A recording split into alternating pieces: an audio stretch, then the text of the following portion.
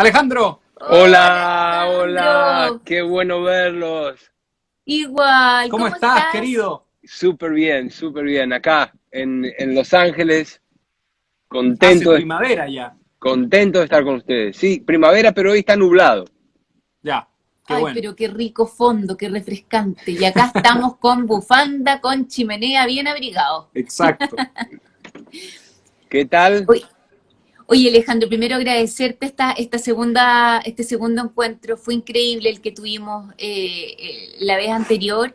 Y hoy día vamos a hablar de un tema que me parece tremendamente interesante, porque si bien estamos escuchando permanentemente o recomendaciones sobre el ayuno, mucha gente no entiende qué son los ayunos o qué tipos de ayunos podemos hacer. ¿O cuál es la relevancia de ser un ayuno? Porque justamente ahí hay una mirada muy, muy linda y muy también científica detrás de todo eso. Sí, sí, científica últimamente, ¿no? Pero Mm. el ayuno es algo que está incorporado en la naturaleza por diseño propio, ¿no? Porque si uno se fija por miles y miles de años en la evolución del ser humano, vivíamos muy parecido al resto de la naturaleza, Sí, buscando comida, comiendo cuando la encontramos y después ayunando mientras buscábamos la próxima comida, ¿no? Era el ayuno era impuesto por la naturaleza, era simplemente la forma de vivir, no habría nombre ayuno, es simplemente la vida era así, ¿no? Era comer cuando encontramos comida y buscar para la siguiente comida. Y de mientras buscábamos, ayunábamos. ¿Qué es lo que hacen todos los animales en la naturaleza, ¿no? exacto. Últimamente en nuestra evolución es un punto, si vemos la línea de la evolución del hombre, es un puntito en la evolución en el tiempo en el que tenemos heladeras y cosas envasadas que podemos comer todos los días, acceso a comida 24 horas al día, 365 días al año, es simplemente algo únicamente recientemente estamos haciendo, ¿no? El primer supermercado en el mundo abrió hace 100 años nomás. Antes de eso Mm. no había comida eh, available, no había comida todo el día, Mm. ¿no? Había, Mm. había, había ayuno impuesto por la naturaleza.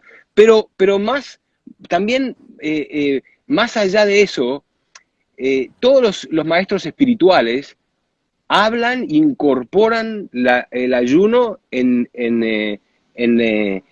sus procesos espirituales, ¿no? Los judíos ayunan para Yom Kippur, los cristianos para Viernes Santo, los musulmanes ayunan por un mes entero, los hindúes ayunan 2 por 3. O sea que el ayuno es algo que está eh, metido en nuestra cultura, en nuestra conciencia desde hace mucho, mucho tiempo, ¿no? Yo recuerdo la primera vez que supe de ayuno, cuando nos empezaron como a introducir dentro como de esta historia de los ayunos, hablaban incluso que en épocas antiguas a los regimientos antes de las batallas se dejaban a los soldados en ayuno justamente para que estuviesen más fuertes, que uno podría pensar completamente lo contrario. Y fíjate que mirá los leones, ¿no? Los leones salen a cazar y están atentos, están buscando, están realmente con la fuerza de correr y perseguir y matar, ¿no? Pero después de comer, ¿qué hacen? Se acuestan a dormir y duermen por 2, 3 días. Y después y el comer no solo te deja cansado, ¿no? Porque la digestión es algo que requiere energía del cuerpo, ¿no? Y la gente que come mucho se pone a dormir, ¿no? Porque no, Sí, La po. típica siesta. la típica siesta, ¿no? Entonces el estar en estado de ayuno aumenta el estado de presencia, ¿no? Claro. Y la fuerza y la ambición, ¿no? El animal que está digiriendo no es un animal ambicioso, es un animal que está descansando. El Mm. animal ambicioso es el que está en ayunas y está buscando comida, ¿no? Mm. Ahora, Alejandro, como para para quien no entiende nada, no ha tenido ningún tipo de acercamiento con el ayuno, ¿de qué estaríamos hablando? ¿Dejar de comer? ¿Desde qué cantidad de horas ya se considera un ayuno? Bueno, Ahora, de hecho, de ahí viene la palabra el desayuno, Claro, pues, claro. ¿cierto? Ayunamos todas las noches. sí, sí, pero hay algunas distinciones que es importante entender, ¿no? Por ejemplo, cuando científicamente o médicamente o biológicamente hablamos del estado de ayuno, es un estado fisiológico. Es un estado en el que el cuerpo entra en un modo de buscar energía de las reservas, ¿no? Entonces, cuando uno en realidad deja de comer, está ayunando, pero el estado fisiológico de ayuno no sucede antes de las 12 horas de no comer nada, ¿no? Y después, después de las 12 horas, 24 horas, 36 horas, 48 horas, es cuando el cuerpo realmente entra en ese estado fisiológico en el que busca comida adentro mismo, ¿no? Empieza a comerse a sí mismo, lo que se llama la autofagia. Eso no ocurre a las 12 horas de ayunar intensamente. En realidad la autofagia está ocurriendo todo el tiempo, porque sabemos que nuestro sistema inmune siempre está buscando células cancerosas y se las come. Pero ese proceso de autofagia no sucede intensamente, lo que después lleva a resultados casi milagrosos, ¿no? De gente que se cura de problemas, por ejemplo, de cáncer avanzado, ¿no? Hay lugares en donde uno hace ayuno a veces por meses. En Rusia, sí. En Alemania, hay clínicas que se dedican a soportar a la gente que está sin comer. Y ahí es cuando realmente se intensifica este proceso de la autofagia, durante el cual el cuerpo, sin recibir nada del exterior, empieza a buscar los nutrientes que necesita en tejidos que no son tan necesarios. Y comienza por los tejidos y las células que están enfermas y están viejas, ¿no? Ah, mira. O sea, entonces, después de las 12 horas, ya empieza esta autofagia, este ayuno real, digámoslo así, donde empezamos entonces por las células viejas y empezamos por las cosas que están, entre comillas, ya malas. Hay que reparar. Claro. El sistema inmune, por ejemplo, es un sistema que está todo el tiempo generando células, ¿no? Por ejemplo, la médula ósea genera células blancas, millones de células blancas por minuto, y las larga a la corriente sanguínea. Y las células blancas empiezan a buscar lo que tienen que hacer, ¿no? Matar infecciones, matar células cancerosas y lo que fuera, ¿no? Pero las células blancas en sí también envejecen. Y al envejecer, el cuerpo mismo se las come. O sea que las nuevas células blancas se comen a las viejas células blancas, ¿no? O sea que el proceso de autofagia en realidad ocurre todo el tiempo. Pero de la manera intensa en la que la autofagia lleva a estas curas, ¿no? Estas sanaciones intensas, no ocurre antes de las 24, a veces 36, 48 horas.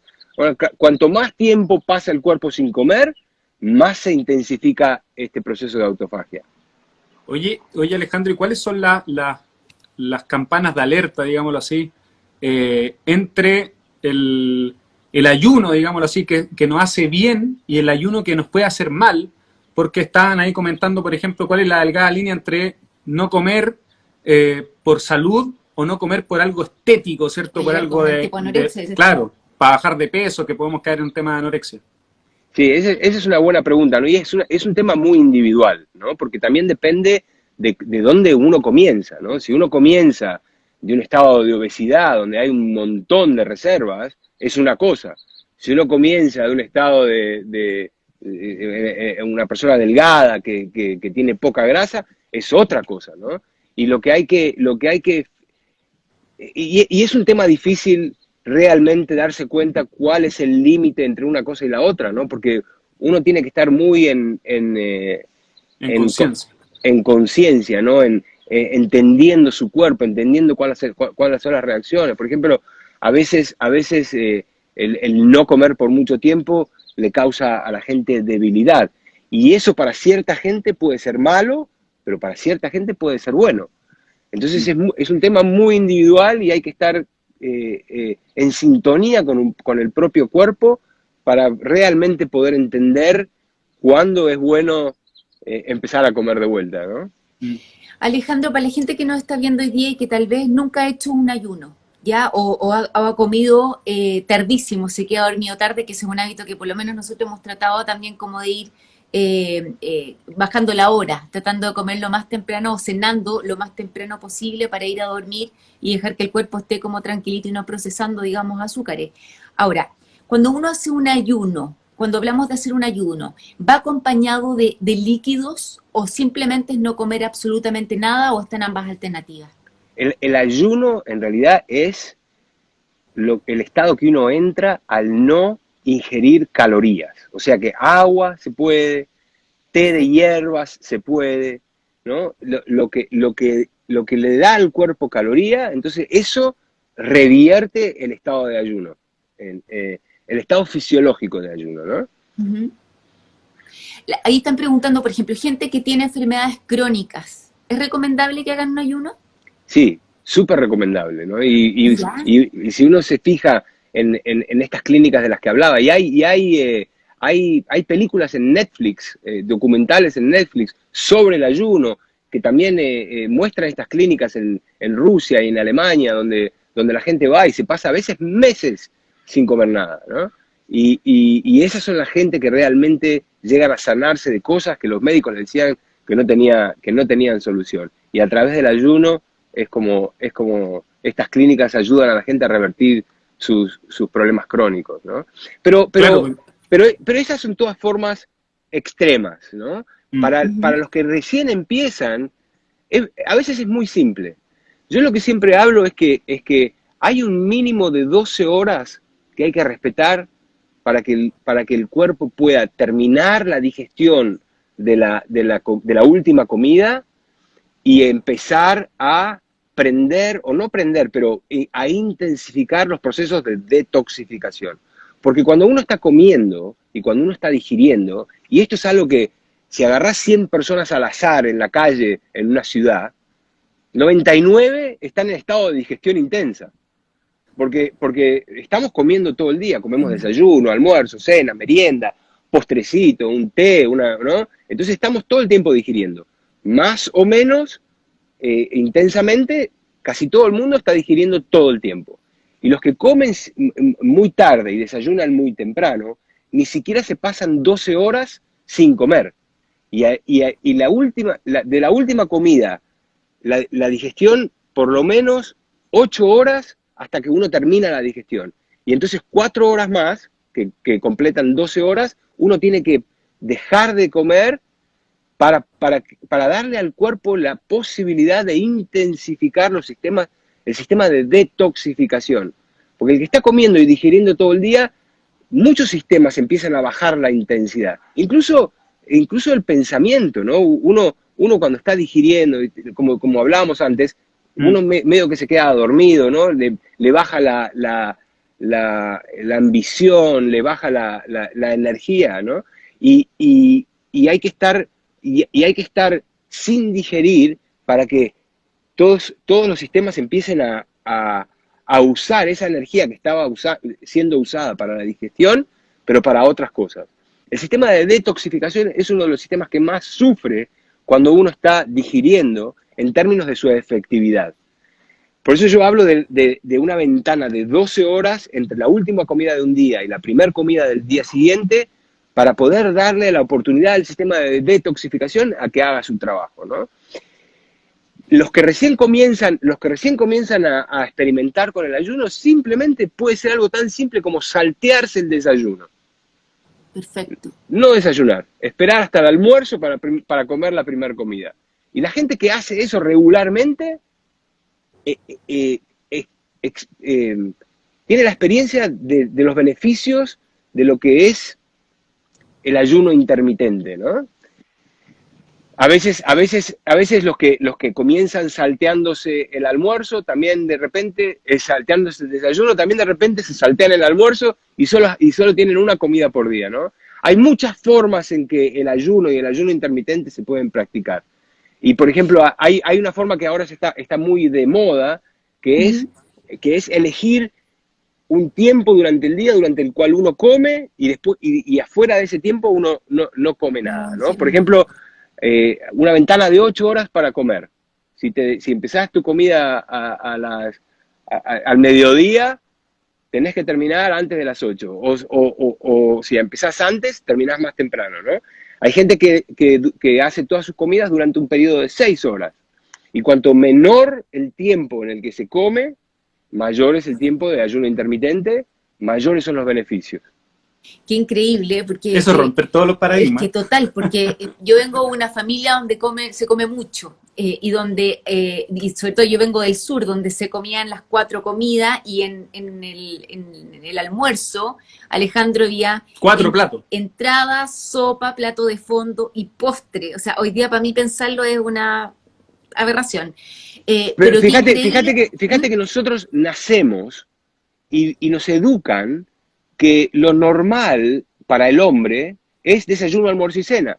Claro. Incluso hay muchos que dicen, bueno, el desayuno es la comida más importante, hay que desayunar como un rey, almorzar como ¿no? y desayuno cenar, de campeones. y cenar como un mendigo, ¿no? Pero esta idea de desayuno, almuerzo y cena es simplemente algo, una creación cultural de los últimos 100 años o menos, ¿no? Claro. Y yo, en mi opinión, es lo que está matando a la especie humana. Y qué increíble, porque lo que te quería comentar justamente es que a mí, por ejemplo, personalmente me pasa que cada vez tengo menos ganas de desayunar y muchas veces me cuestiono esta cosa como este aprendizaje, como no, pero tengo que meterle energía a mi cuerpo, pero en realidad siento que mi cuerpo no lo necesita. Y de hecho cuando como que no. Entonces también yo siento que eso que dices tú, como de estar consciente con qué es lo que el cuerpo quiere y lo que está rechazando, también es tremendamente importante. Y entonces ahí entramos en cómo decidimos cuándo comer, ¿no? Entonces si vos le preguntás a la gente, la mayoría de la gente come porque es la hora de comer. A la hora del desayuno desayunan, a la hora del almuerzo almuerzan, a la hora de la cena se cena, tengas hambre o no tengas hambre. Hay otra gente cuando le preguntas cuándo comes, te dicen cuando tengo hambre. Pero mucha gente habla del hambre sin saber lo que es el hambre, ¿no? Es en realidad lo que tendrían que hablar es las ganas de comer. Las ganas de comer, ¿no? Porque el hambre en realidad, si bien hay mucha gente en el mundo que sabe lo que es el hambre, ¿no? La gente que está ahora mirando en su iPhone por Instagram esta conversación, yo te apuesto que no saben realmente lo que es el hambre, a no ser que hayan tenido una vida de pobreza anterior en la que no había comida, lo que fuera, y después consiguieron un trabajo y se compraron un iPhone y se hicieron una cuenta de Instagram, ¿no? Pero la mayoría de la gente que yo me encuentro durante el día y durante mi vida cotidiana no saben lo que es el hambre. No entienden lo que es el hambre. Lo que le llaman hambre es una sensación del cuerpo que le está pidiendo comida. Y la mayoría de las veces eso es porque le baja el azúcar, porque le baja el plafón, ¿no? la energía, y entonces piensan que, ¿no? que el cuerpo les está pidiendo que meta algo, porque pensamos que la comida nos da energía. Pero en realidad, para que la comida nos dé energía, primero tenemos que gastar un montón de energía. Alejandro, me encanta lo que estás diciendo, porque justo hablaste como del azúcar, y hay mucha gente que está conectada acá, que es diabética, y que están preguntando cómo puede afectarles y si pueden o no hacer ayuno siendo diabético, y colgándome de esta misma pregunta, ¿puede pasar, por ejemplo, que un diabético comience a hacer ayuno, le baje el azúcar o empiece a tener manifestaciones, digamos, empezar a sentirse mal, por ejemplo, con un ayuno, y que eso con el tiempo, si lo sigue repitiendo, logre entrar en un estado como de equilibrio? ¿Puede pasar eso? Tenemos que distinguir si estamos hablando de la diabetes tipo 1 o de la diabetes tipo 2, Okay. ¿no? Que son dos cosas, dos animales completamente diferentes. La diabetes tipo 1 es en la que no hay insulina y hay que meterse la insulina externa, ¿no? Esa gente el tema es un poco más difícil, ¿no? Porque tienen un régimen de insulina, hay muchos que se miden el azúcar antes de darse la insulina. Entonces, no digo que los diabéticos tipo 1 no puedan ayunar, pero tienen que realmente tener un manejo, un entendimiento de sus niveles de azúcar y cuándo requieren insulina. Los diabéticos tipo 2, que son los que tienen resistencia a la insulina, esos son los que más se benefician del ayuno. Y si bien uno puede entrar en sentirse débil y esas cosas, más que nada eso es por hábitos fisiológicos que por una causa real que lleva a un problema, ¿no? Los diabéticos tipo 2 que yo he tratado incorporando el ayuno intermitente, han bajado el requerimiento de sus medicinas para diabetes y algunos han completamente revertido la diabetes tipo 2. Qué maravilla. Espero que mi madre esté escuchando. Sí, porque es una locura, porque los diabéticos tipo 2 estamos muy acostumbrados, que nosotros tenemos familiares directos, que ellos miden los carbohidratos y tienen que comer cada cierta hora, y es un régimen súper, entre comillas, como una fórmula matemática, porque en verdad no sé si le han hecho un examen individual a la persona, yo creo que es casi como si fuésemos todos el mismo robot. Entonces lo que tú indicas acá es totalmente rompe esquemas, que me encanta, que hay que romper todos los esquemas. Yo tuve un paciente diabético tipo 1 que estaba desesperado por mejorar su salud, estaba realmente tóxico, inflamado y yo le decía, bueno, mirá, esto es medio complicado para un diabético tipo 1, ¿no? Entonces al final me convenció y se vino a vivir a mi casa. Y lo puse en un régimen de ayunos intermitentes y ayunos largos. Y durante ese tiempo había que medirle el azúcar todo el tiempo y un par de veces se me perdió el conocimiento por hipoglicemia, ¿no?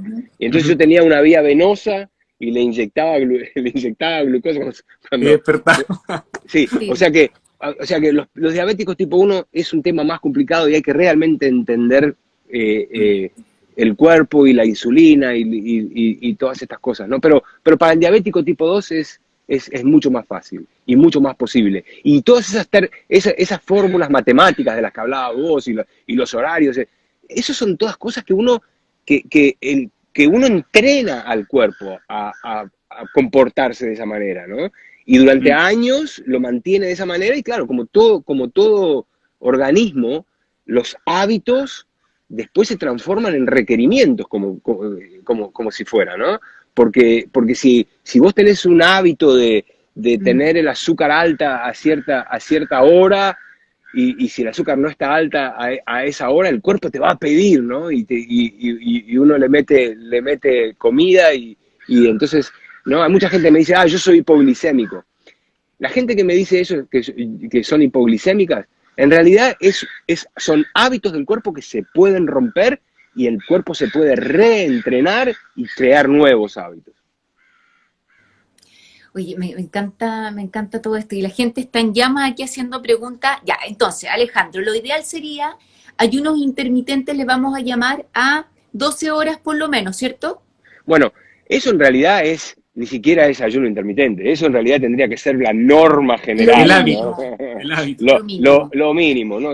Cuando empezamos a hablar de ayuno intermitente, empezamos a hablar de 16, 18 horas sin comer, ¿no? Perfecto. Y después de eso ya empiezan los ayunos, ¿no?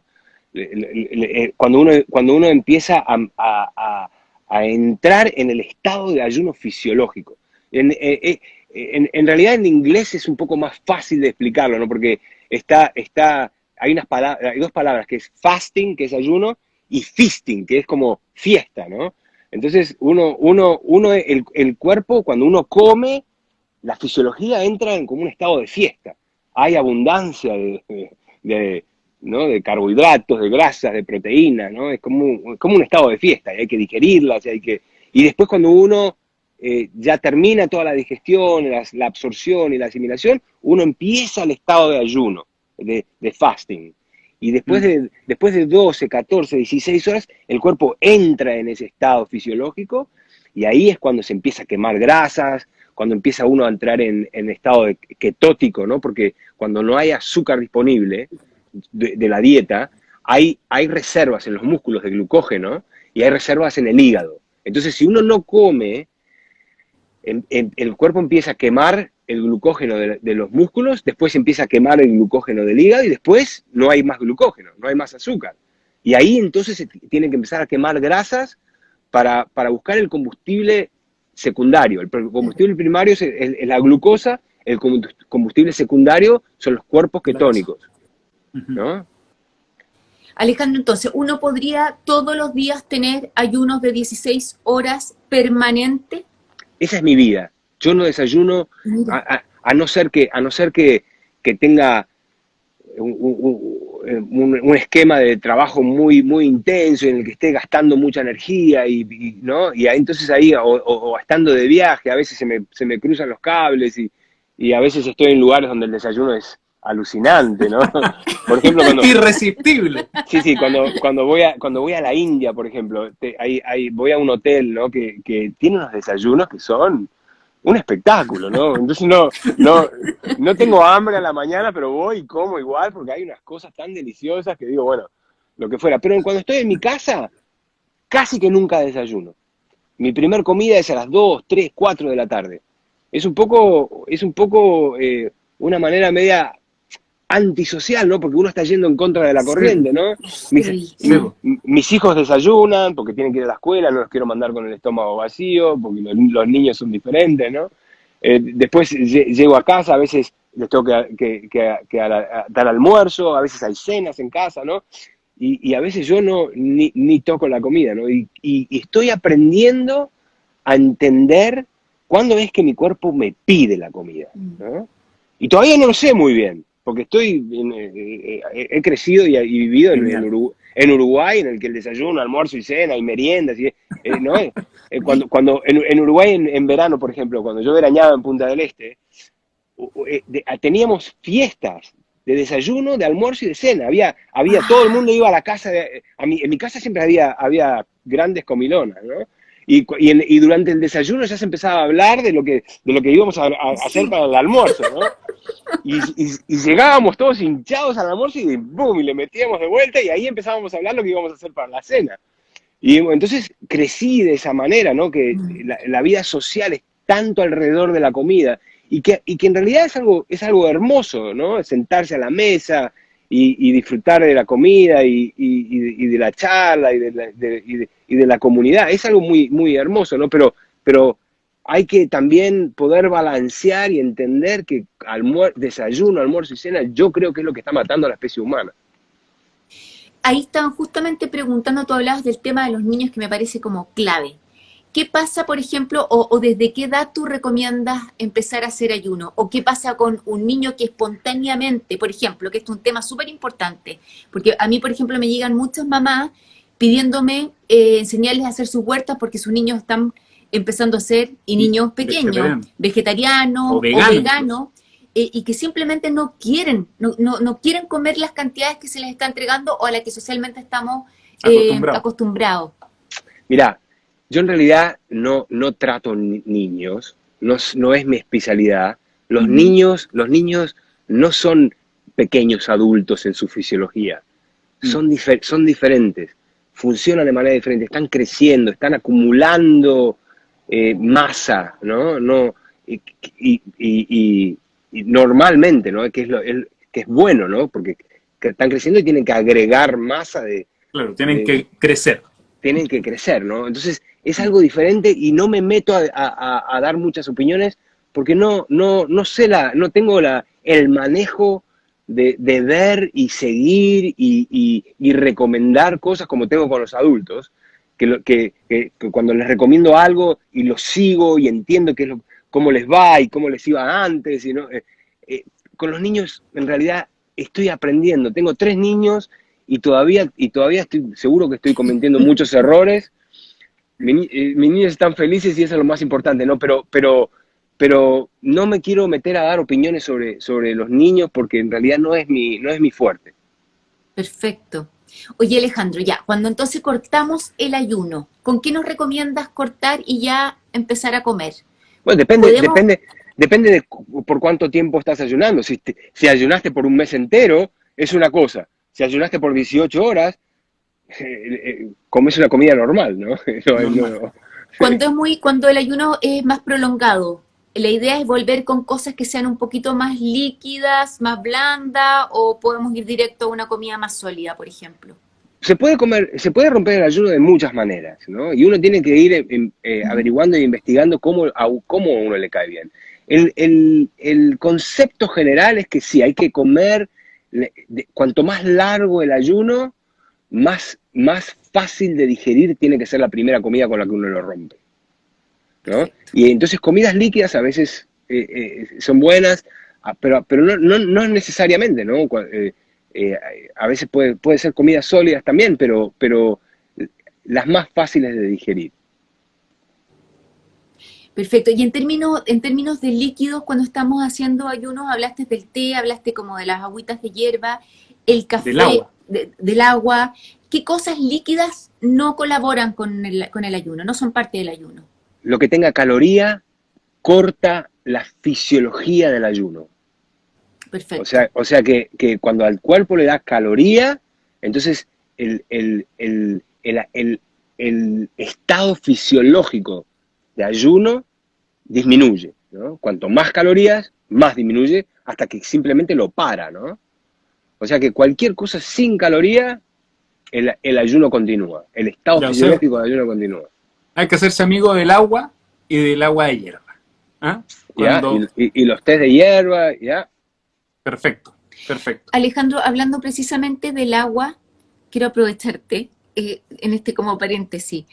Considerando que hoy día el agua es de pésima calidad, ¿qué tipo de agua o de qué manera podríamos estar hidratándonos de buena calidad? El tema del agua es un tema interesante, ¿no? Mm, Porque la mayoría de la gente en el mundo moderno piensa en el agua como H2O. Mm. Simplemente una molécula de hidrógeno, dos moléculas de hidrógeno y una molécula de oxígeno, ¿no? Y en realidad el agua es mucho más que eso, porque el agua en realidad tiene como mm, cierta vida y el agua natural que está contra las rocas y contra las plantas, ¿no? Empieza a absorber parte de esa inteligencia también y forma una estructura cristalina interna que tiene información. Entonces, por ejemplo, cuando uno toma agua de río o de fuentes naturales, es una cosa. Cuando uno toma agua purificada, filtrada, es otra cosa. Es como un agua muerta, sin mm. información, sin la inteligencia que tiene el agua natural, ¿no? Y también está el tema de los minerales y cómo el agua natural que toman los animales en la naturaleza está llena de minerales. Y el agua que tomamos ¿no? Yo tengo un filtro de agua muy, muy bueno. Y a ver si te lo Ya, muestro. ya. Mira, este es un filtro que fabrica un amigo mío. Mira, está cerrada la puerta, voy para el otro lado. Te Mira, esperamos, no te preocupes. Conociendo la casa de Alejandro se llama. acá en la cocina, tengo el agua que entra de la ciudad, tengo un filtro enorme, a ver si lo podemos ver acá, mira, voy a dar vuelta a la cámara. Eh, aquí. Ahí afuera tengo este filtro que es un filtro gigante, no sé si lo ven ahí. Sí, Sí, Ese es un filtro gigante que filtra mucho de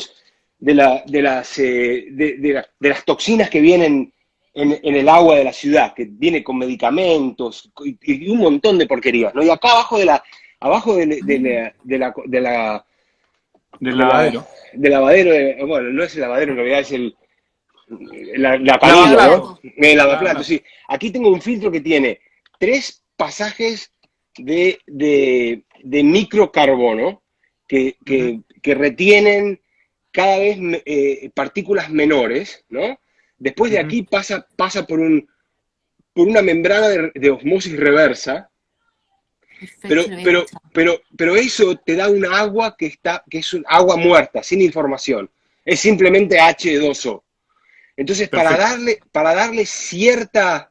Después pasa por una luz ultravioleta para matar los virus, porque los virus pasan por cualquier filtro, ¿no? Pero al pasar por aquí, hay una luz ultravioleta que mata los virus. Y acá adentro hay un coral.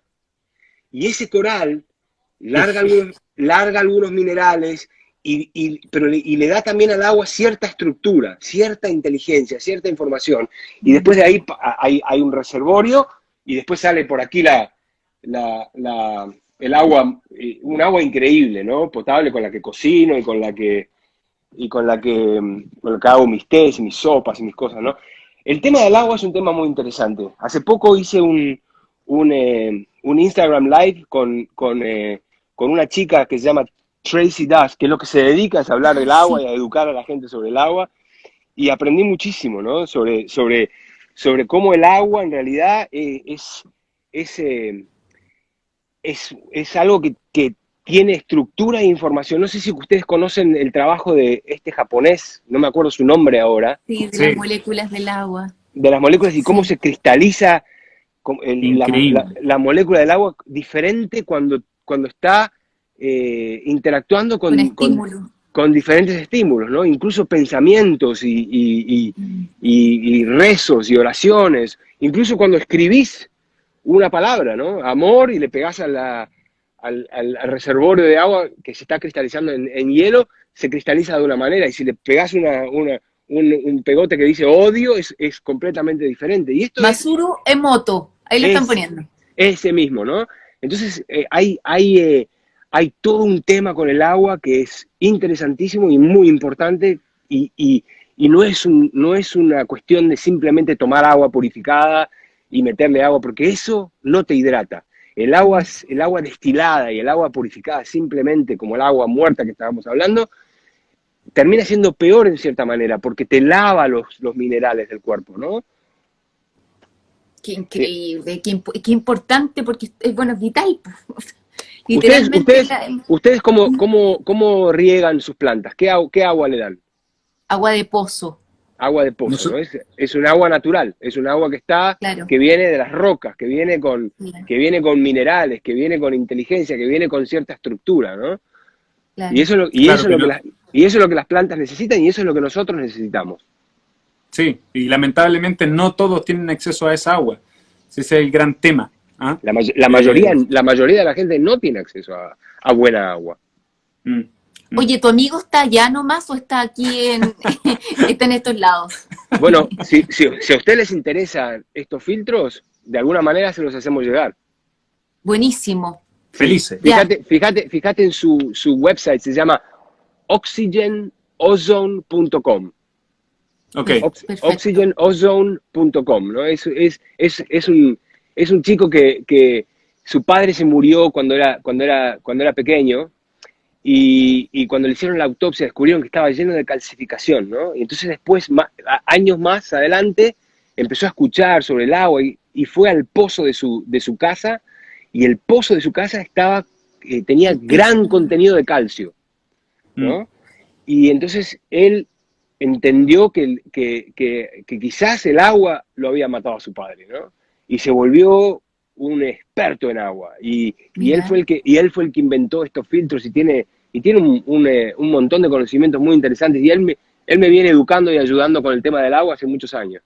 Lo volvió casi un propósito de vida, qué lindo. Y esa es la gente que en realidad llega a descubrir y a entender las cosas de una manera profunda, ¿no? Cuando se dedican 100% a eso. Claro, cuando los afecta personalmente de una manera profunda y realmente quieren entender el tema. Alejandro, había gente que preguntaba, estos son como cosas que pueden a veces parecer obvias, pero yo quiero preguntarle igual porque para que puedan hacer bien los ayunos. Cuando se está tomando té de hierbas o té en general, no deberíamos aplicarle ningún tipo de edulcorante, ¿cierto? Mira, en realidad los edulcorantes es para satisfacer nuestras mañas, ¿no? Lo mejor es no meterle, pero si no vas a tomar agua sin edulcorante, entonces un poquito de edulcorante tampoco te va a hacer tanto daño si los edulcorantes son naturales, como la stevia o el monk fruit, hay edulcorantes que son naturales, ¿no? Otra cosa que me parece como interesante, que yo creo que también puede estar como relacionado con el tema de los ayunos, Alejandro, para que tú me corrijas acá. Por ejemplo, la gente que el otro día te escuchaba también en un live hablar de la gente que tiene alergias. ¿Estos ayunos colaboran con eso? Hoy día justamente en la mañana tuve una alumna que me decía, Michelle, soy intolerante a ciertas cosas. Y que le decía, ¿sabes qué? Escucha, Alejandro, porque según lo que yo te entendí, fue que no necesariamente lo que hoy día te está provocando un rechazo en tu cuerpo, en un tiempo más va a ser así. ¿Me puedes tú explicar un poquito más de eso, Alejandro, por favor? Para muchísima gente, si no la mayoría, las alergias comienzan en los intestinos o se gatillan en los intestinos, ¿no? Por ciertos daños de la flora intestinal, de la pared intestinal, y el sistema inmune alrededor de los intestinos, cuando uno está comiendo, está reaccionando. Cuanto más dañada la pared intestinal, más reacciona el cuerpo. Cuando uno para de comer, de repente paran las rotativas. El sistema inmune no tiene lo que atacar.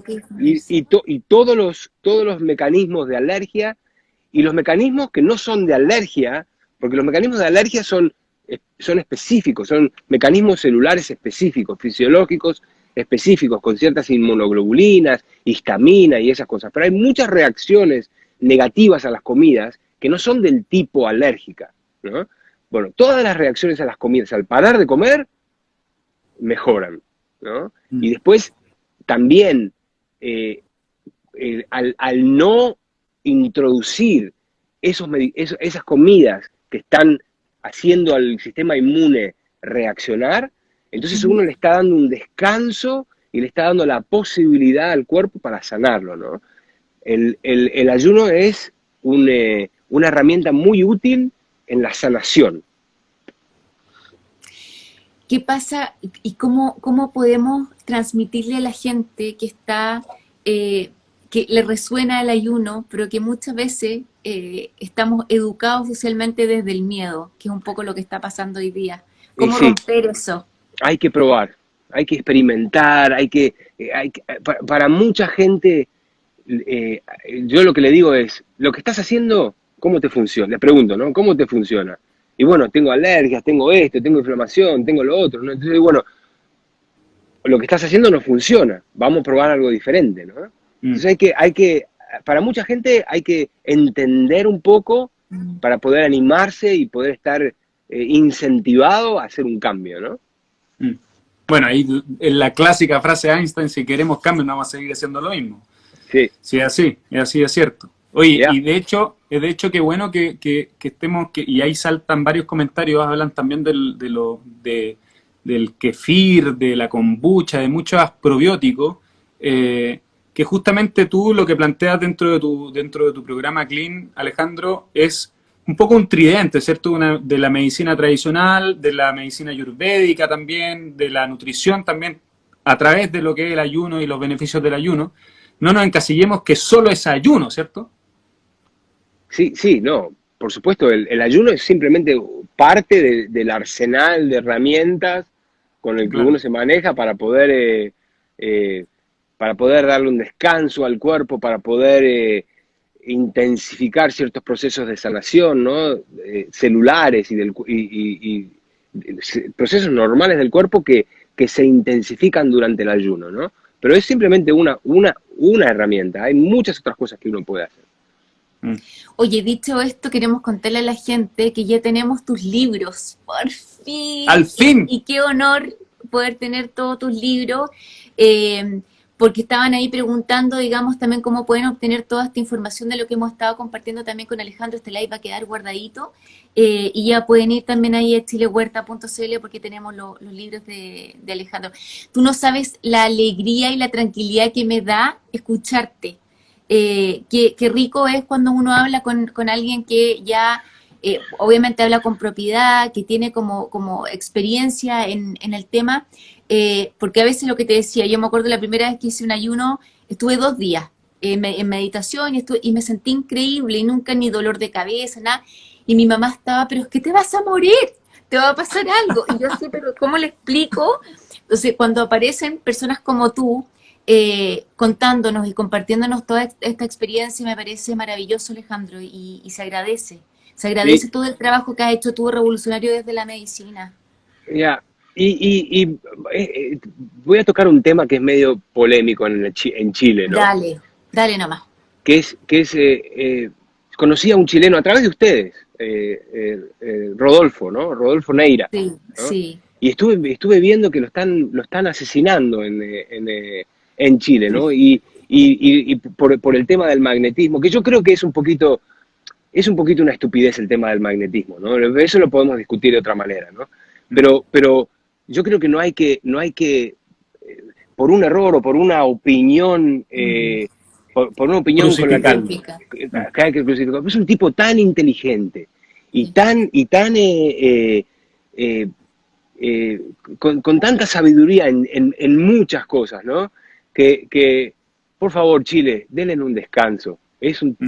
Yo creo que no hay que crucificar a la gente de esa manera por una cosa que hayan dicho que es controversial y que en realidad yo no sé bien cómo es la historia del magnetismo. Yo no me meto a ponerle magnetos a la gente que se ha vacunado ni nada por el estilo. Y pienso que a veces exageramos un poco con el tema ¿no? Porque la gente tiene tanto miedo de meterse la vacuna, pero no tiene miedo de ir a McDonald's y comerse ¿no? un par de Tal hamburguesas cual. y unas papas fritas que tienen mucho más porquería que las vacunas adentro, ¿no? Sí, Entonces, con esto no sí. estoy diciendo que estoy a favor de la vacuna ni en contra de la vacuna. Es un tema grande y complicado, ¿no? Que si algún día quieren discutimos, pero denle un respiro al A hermano Rodolfo. a pobre Rodo, que yo creo que es una buena persona y con mucho para aportar.